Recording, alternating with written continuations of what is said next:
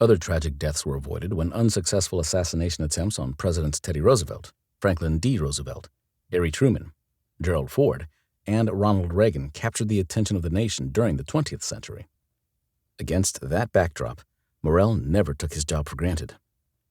For all that Sarge had done in shepherding America back onto her feet, he still had his political detractors. Even as the Sargent administration began to wind down its 2 terms in office, Morrell was always by Sarge's side, whether it was during their morning jogs or late afternoon beers together. For his part, Morrell had been in the line of fire several times, but never hit. He'd been spat upon, but never flinched. He'd been cursed out, but never let his emotions show. He was the consummate professional who prepared for his day just as he had each day of Sarge's presidency. Daily, the Secret Service received an average of 10 threats against any of its protectees, including the president. To ensure against an attack on a protectee, typically referred to by the acronym AOP, Captain Morrell and his team used a variety of surveillance techniques, tools, strategies, and procedures that were kept secret from the public. One of those techniques was to keep extensive background files on people who were known threats to the president. For some, killing POTUS would be akin to winning the Powerball lottery. The vast majority of these potential threats began with a vocal displeasure of government, followed by verbal altercations with other elected officials. Over time, their deluded minds focused on the nation's leading figurehead of politics, the president. Morrell had often joked his desk was a mere 7 feet from the Oval Office. What he didn't disclose was the fact it was located on a lower floor directly under the Oval Office. It wasn't widely known that a secret hidden staircase provided emergency access up to the Oval Office via a trapdoor under the president's desk. Sarge had offered his friend and protector a more prominent office space in the West Wing. However, Morrell turned him down.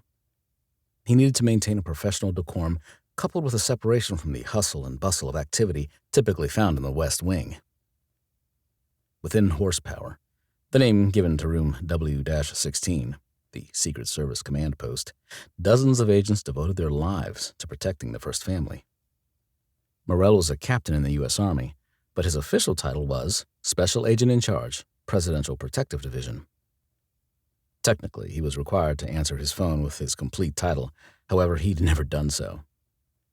When seconds mattered during the protection of the president, he didn't want to waste time spewing out a mouthful of words.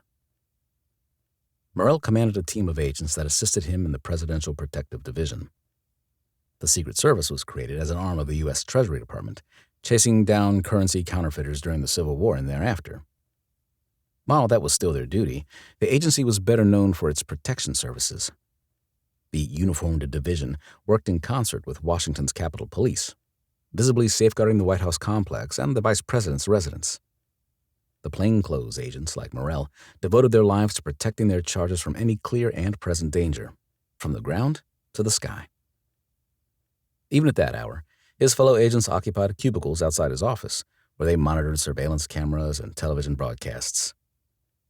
He was used to the low murmur of voices, tapping of keyboards, and radio chatter from the Capitol Police scanners. Their job was to protect the president, which necessarily required cooperation between local law enforcement, not only in Washington, but wherever the president's travels took him for the day.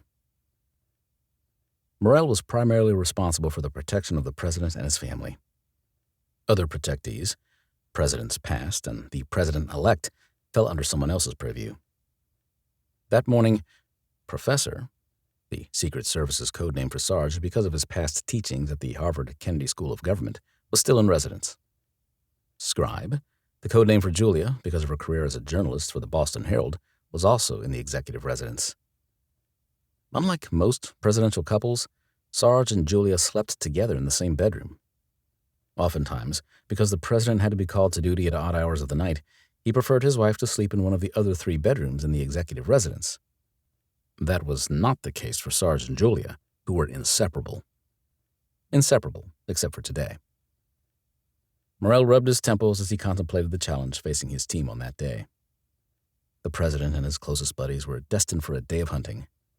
The First Lady, the Vice President, and the White House Chief of Staff's wife, together with their children, were going to engage in a great American tradition: mall shopping on Black Friday.